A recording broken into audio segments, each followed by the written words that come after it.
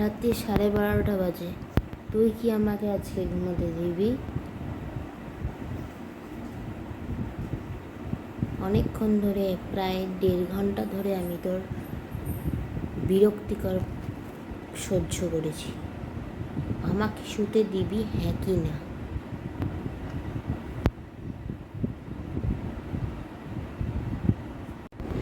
Tata, good night. এবার আমি শুতে পারবো। পরের দিন সকালবেলা উঠে তো আমাকে মিনি ব্লগসও বানাতে হবে। বল, তাড়াতাড়ি যা।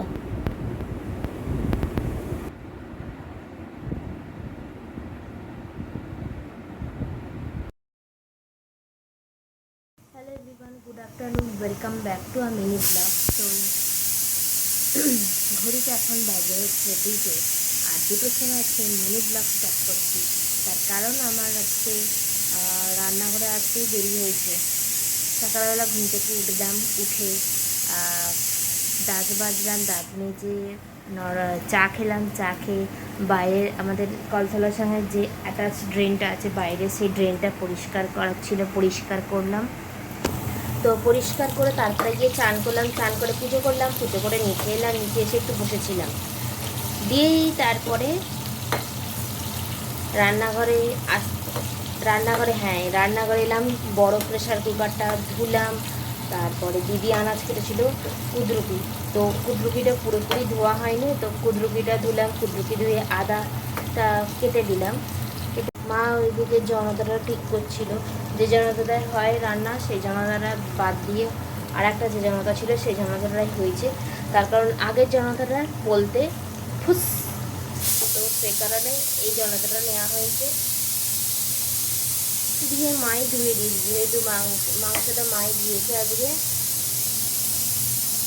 আবার গেটের মধ্যে লাঠিটা রয়েছে, তো নীল রঙ আনলাম, কী হলো নীল রঙের আবার কী রয়েছে ওখানে, তো সেটা হলো। দিয়ে পেঁয়াজটা কেটে, পেঁয়াজ ছাড়িয়ে একটা জায়গায় মার এই যেটাই কাটবো ওই গোল বাটিটায় ওইটাতে রেখে দিয়েছি। আর তোমাদেরকে কেন বলছি, তার কারণ আমি তখনও মিনি ব্লগস করতে পারিনি, কারণ কাজ করছিলাম, ফোন হাতে ক্যামেরা ধরবো পুরোপুরি ছিল, তো সে কারণে তোমাকে দেখাতে পারিনি। আর সেই কারণেই আমি কথাগুলো রিপিট করছি। সেগুলো করে মাংসটা করতে বসিয়ে দিয়েছিলাম। তারপরে এখন এসে ব্লগ স্টার্ট করছি, সরি মিনি ব্লগ স্টার্ট করছি। তো কালকের ব্লগস কাদের কাদের পছন্দ হচ্ছে কমেন্ট করে জানাবে। কালকের ব্লগসটা কেমন লেগেছে অবশ্যই কমেন্ট করে জানাবে, লাইক করবে, সাবস্ক্রাইব করবে, শেয়ার করবে ব্লগটাকে, যাতে আরও সবাই দেখতে পারে। তো এইটুকুনি আশা।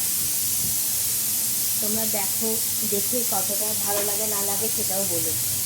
কমেন্ট আর কেউ করছো না, ব্যাড কমেন্ট করছিলে বলেই আমি বলেছিলাম। তার মানে এটা নয় যে সবাই আমাকে ব্যাড কমেন্ট করবে, আমি সবাইকে রিপ্লাই দেব। আর ব্যাড কমেন্ট বাদ দিলাম, তো তোমরা তো ভালো কমেন্টও করতে পারো। তাই জন্যে আমি ওয়েট করি যে কারোর কি কমেন্ট আসছে না। আমি কি করি, ব্লগ দিই, তো ব্লগ দেওয়ার পর বলছি আগে এটাকে সরিয়ে দিই, তারপরে গিয়ে তোমাদের সঙ্গে কী বলতে চাইছি সেই কথাটা আমি বলবো। Just 5 minutes. তো যেটা বলবো বলে ভাবছিলাম, কি বলবো বলে ভাবছিলাম ভুলে গেছি। দাঁড়াও 2 মিনিট দাও ভাবার জন্য। হ্যাঁ, মনে পড়ে গেছে কোন কথাটা তোমাদেরকে বলবো বলে ভাবছিলাম। তো শোনো, আমি কি করি, ব্লগ দিলে, ব্লগ বলো বা মিনি ব্লগস বলো বা শর্টসে যা দিই আমি, সেগুলো দিয়ে তারপরে আমি কি করি, যখন পাবলিক করে দিই, তো যেমন মিনি ব্লগ 7টার সময় দিই, তারপরে ব্লগস তোমার দুপুর 2টোর সময় দিই। তো আমি কি করি, ঠিক তারপরের দিনে দেখি যে কেউ আমাকে কমেন্ট করলো কি না। ওয়াইটি স্টুডিও থেকে দেখতে যাই যে কোনো কমেন্টসের নোটিফিকেশান এসেছে কি না। আমি তোমাদের সকলেরই কমেন্টসের ওয়েট করে থাকি। ব্যাড কমেন্টস আমি আশা করছি না, জানি আমার কিছু ভুল ত্রুটি থাকার জন্যই হয়তো আমাকে ব্যাড কমেন্টস করছে, কিন্তু কিছু কিছু ব্যাড কমেন্টস যেগুলো এসেছিলো সেগুলো আমার ভুল ত্রুটি ছিল না বলেই আমার ধারণা। তো তাদের মনে হয়েছে তারা অনেক কষ্ট করে ব্যাড কমেন্টসটা করেছে, সময় নিয়ে করেছে, তাদের জন্য স্যালুট। আর যারা যারা আমাকে এখনও কমেন্টস করছো না, মানে ভালো কমেন্টসের কথাই আমি বলছি। আর দ্বিতীয়ত আমার ব্লগে বা মিনি ব্লগসে কী খামতি রয়েছে সেটার যারা কমেন্টস করছো না তাদের জন্য ওয়েট করে আছি, এইটাই। মানে আমার কমেন্টস পড়তে খুব ভালো লাগে। সবাইকার আদার্স যারা সেলিব্রিটিরা আছেন, হ্যাঁ, যারা যে সমস্ত ব্লগাররা আছেন, তো তাদের দেখি আমি কমেন্টস করছে। আমিও একদিন ভাবছিলাম যে আমার এরকম কত, মানে আমার কবে চ্যানেলে এরকম কমেন্টস আসবে। তো তাদের চ্যানেলে আমি কমেন্টস করি, যাদের আমি ফলো করি, নাম বলবো না, আমি কয়েকজনকে ফলো করি, তাদেরকে দেখি। হ্যাঁ, তাদের দেখতে আমার ভালো লাগে বলেই দেখি। তো তাদের যখন আমি কমেন্টস করছি, যখন ওনারা আমার কমেন্টস পড়ে আমার খুব ভালো লাগে। তো আমার যেহেতু যখন আমার নামটা নেয়, তখন দেখি মানে নামটা নিচ্ছে, তো ভিতরে একটা কেমন মানে একটা আলাদা ফিলিংস হয়। হ্যাঁ, তো সেই রকমই আমার চ্যানেলে যখন কেউ কমেন্টস করে, বা তোমরা যখন কমেন্টস করবে আমার ব্লগ বা মিনি ব্লগস দেখে, তখন আমারও ভালো লাগে যে আচ্ছা, আমারও মিনি ব্লগসে বা আমার চ্যানেলে আমি যে ভিডিও বানাচ্ছি সেটারও কারোর মানে কী বলবো বলো তো, আমি যেটা বলতে চাচ্ছিলাম সেটা হচ্ছে, আমি ঠিক বলতে পারছি না এখন, গুছিয়ে ঠিক বলতে পারছিলাম না। হ্যাঁ, আমি যে ক্লিপসটা তোমাদেরকে শেয়ার করছি, সারাদিন আমি কী করছি না সেটা তোমাদের সঙ্গে যখন শেয়ার করছি, তার মধ্যে যখন কিছু মানে তোমাদের মনে হচ্ছে যে এখানটা এইরকম হলে ভালো হতো, ওখানটা ওই রকম হলে ভালো হতো, যে জাজ করছো তোমরা, সেইটা যখন আমাকে ধরিয়ে দিচ্ছ, এইখানটা এইটুকুনিটা থাকলেই ভালো হয়, বা ওইখানটা আরেকটু খুলে বললে ভালো হয়, বা আরেকটু ভালোভাবে বললে ভালো হয়, তো সেটা আমার শুনতে খুব ভালো লাগে, সেটা আমার দেখতে ভালো লাগে যখন তোমরা আমাকে বলবে। এটা আমি ওয়েট করে থাকি, সবসময় ওয়েট করব যে তোমরা কবে আমাকে এটা বলবে। এখন তো আমি নতুন করছি, আমি এখন থেকেই এত আশা করে ফেলছি, সেটা হয়তো আমার ভুল। এখন প্রথম থেকেই এত আশা করে ফেলছি, সেটা হয়তো আমার সত্যিই ভুল, কিন্তু একটা মানুষের যে আশা থেকে থাকে, তো সেই জন্যই আমি তোমাদের কাছেও একটা রিকোয়েস্ট বলতে পারো, তো একটা ছোট্ট রিকোয়েস্ট রাখি যে তোমরাও আমাকে কমেন্ট করে জানাবে, হ্যাঁ, যে আমার কোথায় ভুল হচ্ছে, কোথায় ঠিক হচ্ছে, আর কোথায় ভুল হতে পারে সেখানটা ধরিয়ে দিতে পারবে। তো সেই জন্যে আমি সবসময় ওয়েট করবো, সবসময়।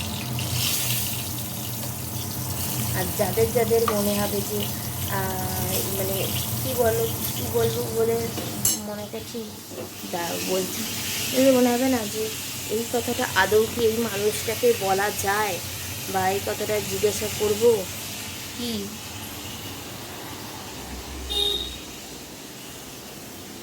দেখছিলাম, দেখাচ্ছি।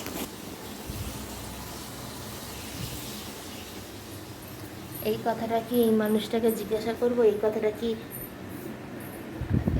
একে কমেন্ট করতে পারি কি? তো একদমই ভাববে না, যে একদমই কী বলো তো, ভেতরে ইনসিকিউর ফিল করবে না যে কমেন্ট করা যাবে কি যাবে না, যার যা মনে হচ্ছে তাই কমেন্ট করবে। একটা ছোট্ট রিকোয়েস্ট, যে কেউ এই কিছুদিন আগে যেরকম বাজে কমেন্ট আসছিল, সেই কমেন্টসগুলোর মতন কিছু কমেন্টস করবে না। আমাকে শেখাতেই পারো তোমরা, আমার কিছু যদি খামতি থেকে থাকে তোমরা আমাকে বলতে পারো, সেটা বলতে পারো, আমাকে জিজ্ঞাসা করতে পারো, বা আমাকে জিজ্ঞাসা করতে পারো আমি কী করছি না, বা আমাকে রিকোয়েস্ট করতে পারো কোনো ব্লগের জন্য, কোনো মিনি ব্লগস নতুন কিছু ধরনের আনার জন্য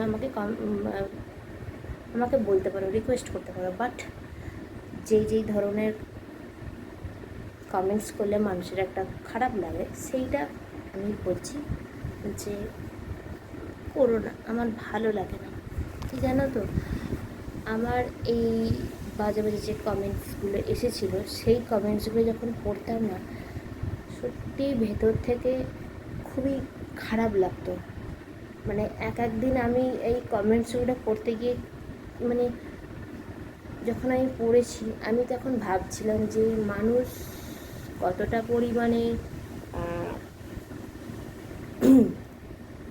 কতটা সময় ধরে কতটা একটা মানুষের ওপর চর্চা করে এই রকম কমেন্টস করতে পারে, আর সেই মানুষটাকে কতটা নেগেটিভ ফিল করাতে পারে তার নিজের জীবন হিসাবে।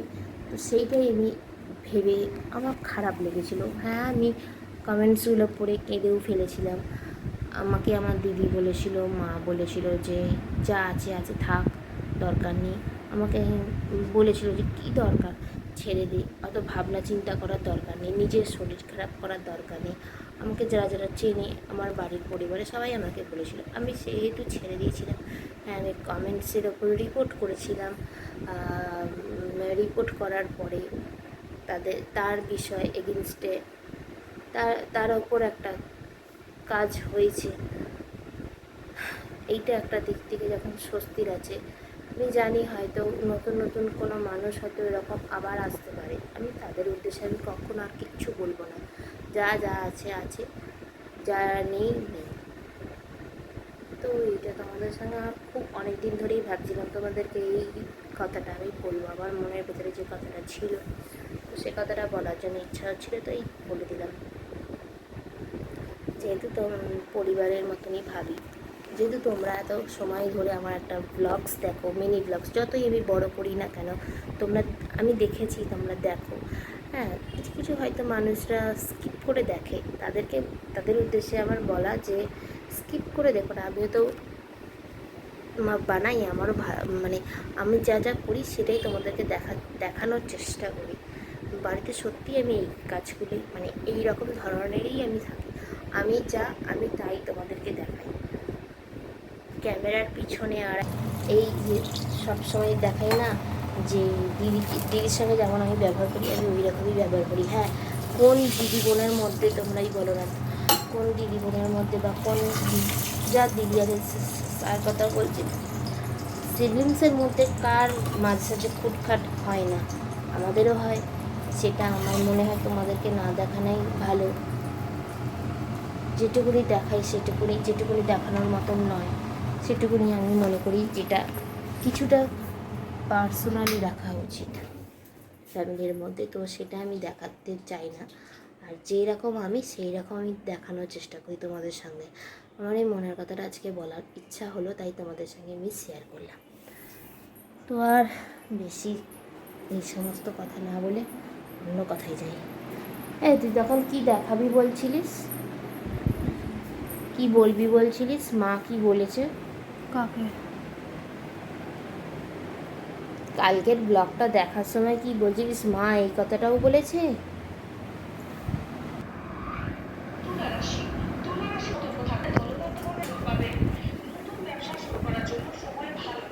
এসি বন্ধ হয়ে গেছে। যখন থেকে আমার খাওয়া কমপ্লিট হয়েছে তখন থেকে আমার হেঁচকি স্টার্ট হয়েছে। এক বোতল মনে হয় জলও শেষ হয়ে গেল। হয় হেঁচকি আর বন্ধ হয় না।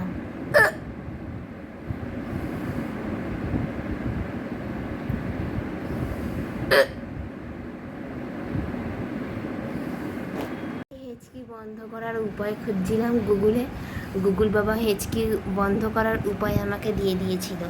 যদি আমি সেই উপায়টা আমি জানতাম, সেটা এর আগেও একবার করেছিলাম কিন্তু কাজ দেয়নি তখনও।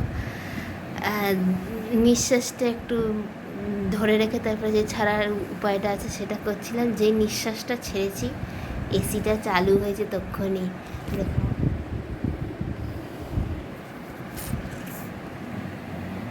আর তার সাথে সাথে আমার হেঁচকিটাও বন্ধ হয়ে গেছে। কি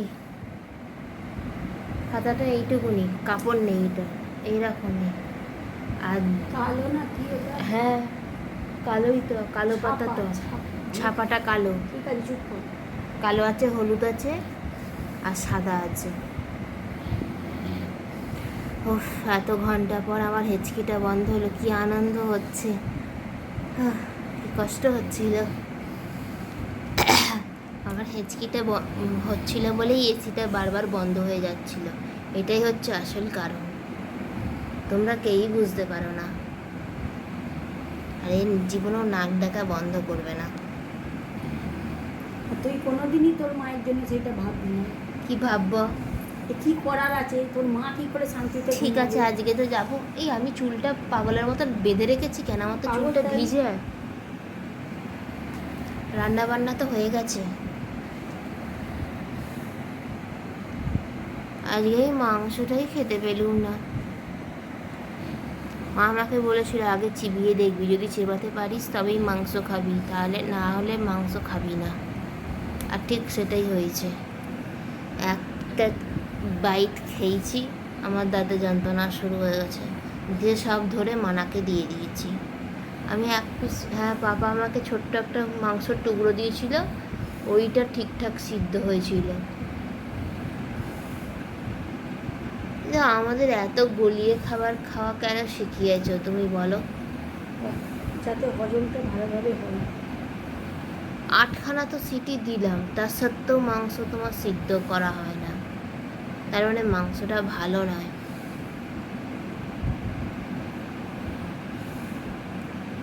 কষিয়ে কষিয়ে কষিয়ে কষিয়ে তো শুকনো করে ফেললাম, তারপরে গিয়ে তো আমি সিটি দিয়েছি। আমার জন্য মনে হয় একদম এরম হাওয়ার মধ্যে উড়বে সেই রকম মাংস মনে হয় আমার খেতে পারতাম। রাত্রিবেলা আবার সিটি দেবো, তাও আর মা বলেছে সিটি দিয়ে দিবি, দিয়ে খাবি। এমনি পরোটা না হলে লুচি খাবেন ছোটো ছোটো, লুচি খাবে, ছোটো ছোটো লুচি খাবে, বেলে দেবে, বেলে করে দেবে। আমি হ্যাঁ, আমি পারি না। আমি ছোটো লুচি করতে পারি না, তার কথা আমি করবো না, মাকে ডাক। লুচির সাইজ আমার এইরকম হয়, আর পাপা খাবে বলেছে এইটুকুনি। ঠিক আছে, তোমাদের সঙ্গে সন্ধ্যাবেলা আমি গল্প করবো, এখন রাখছি, টাটা।